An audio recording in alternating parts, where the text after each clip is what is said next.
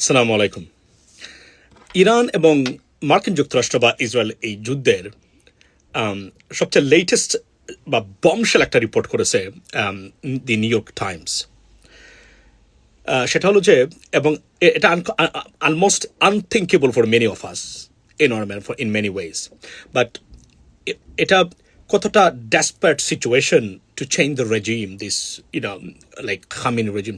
So এটাই বুঝিয়েছে এই ঘটনাগুলো। ফর এক্সাম্পল, তারা যে আপনার 2 দিন আগে যে রিপোর্টটা করেছে, সেটা হচ্ছে যে যা বিশ্বজুড়ে আলোচনা বা তুলপাড় সৃষ্টি করেছে, সেটা হলো যে সব ধরনের এফোর্ট, মানে ইরানে মার্কিন যুক্তরাষ্ট্র বা আমাদের দেশ, ইউএস গভর্নমেন্ট এবং ইসরায়েলি কর্তৃপক্ষ, পার্টিকুলারলি মার্কিন যুক্তরাষ্ট্র, সব কিছু মানে ফেল করেছে রেজিম চেঞ্জের ক্ষেত্রে। ফর এক্সাম্পল, মানে নিউ ইয়র্ক টাইমস রিপোর্ট করেছে যে মার্কিন যুক্তরাষ্ট্র was in active contact with the former Iranian president আহমেদিনেজাদ।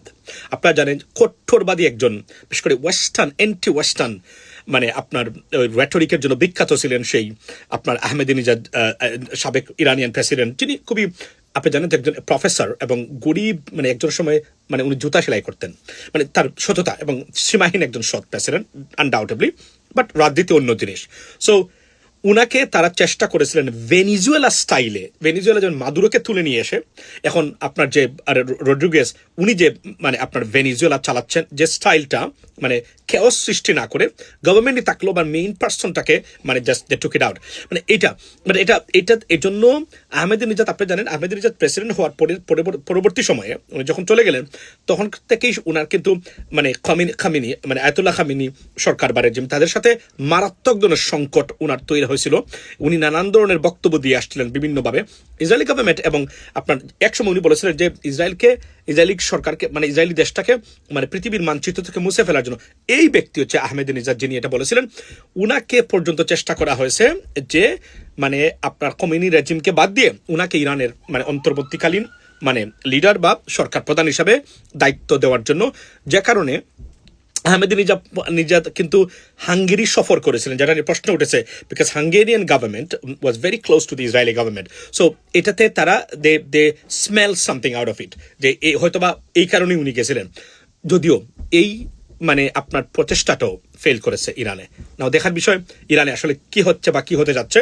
যদিও আমরা আজকে জানি যে প্রেসিডেন্ট ট্রাম্প ওনার সব ধরনের কর্মসূচি বাতিল করেছেন, করে উনি আবার হোয়াইট হাউসে ফিরেছেন। মিলিটারি যারা সব ধরনের অ্যাক্টিভিটি ছিল সব বাতিল করেছেন। আমরা জানি না, আজকে শনিবার, this is today is Saturday, আজকেই কি ইরানের উপর নতুন করে মানে আবার হামলা শুরু হবে কিনা, বা ব্যাপক হামলা শুরু হবে কিনা, সেই প্রশ্নটাই আপনার এখানে উঠেছে।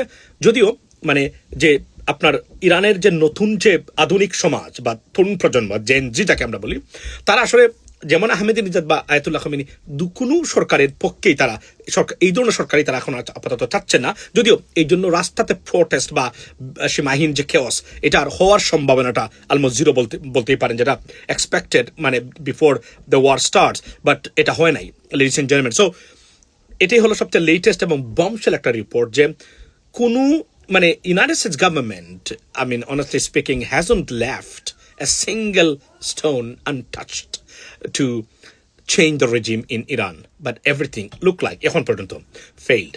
So আমরা জানি না পরবর্তী সময় কি হবে। প্রেসিডেন্ট ট্রাম্প হুমকি দিচ্ছেন প্রতিদিনই, যদি অনতিবিলম্বে আপনার এটার মানে সমাধান না হয়, বা ইরানিয়ান রেজিম তারা যদি আপনার, যদিও এই বিষয়গুলোতে অনেকগুলা কনফ্লিক্টিং রিপোর্টস আছে, লেডিস এন্ড জেন্টলম্যান, যারা পরবর্তী সময় আমি আমার লাইভে বলবো আপনাদেরকে।